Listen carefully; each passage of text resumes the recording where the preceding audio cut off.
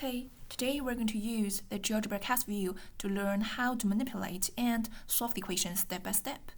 Firstly, let's apply this keeping to 2 in our upward process. Okay, firstly, let's just input our initial equation.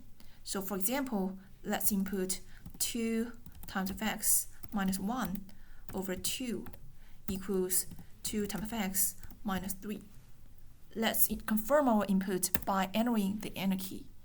And now let's input row 1. Here actually row 1 just refers to our last output in our new row, and which is the row number 1, and multiply by 2.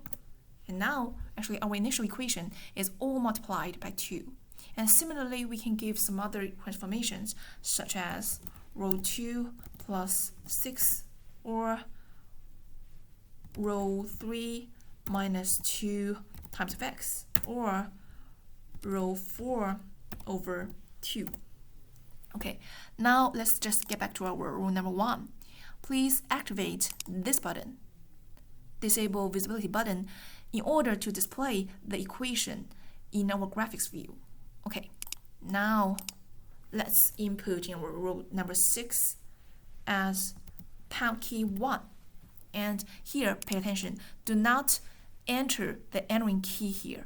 It will just appear automatically. Here, and we can get this equation, which is actually exactly our initial one here, the row number 1. Okay, and finally, let's just apply this x equal, this ZHOU to give a solution in our equation here. Okay, this for today's learning, and thank you for listening.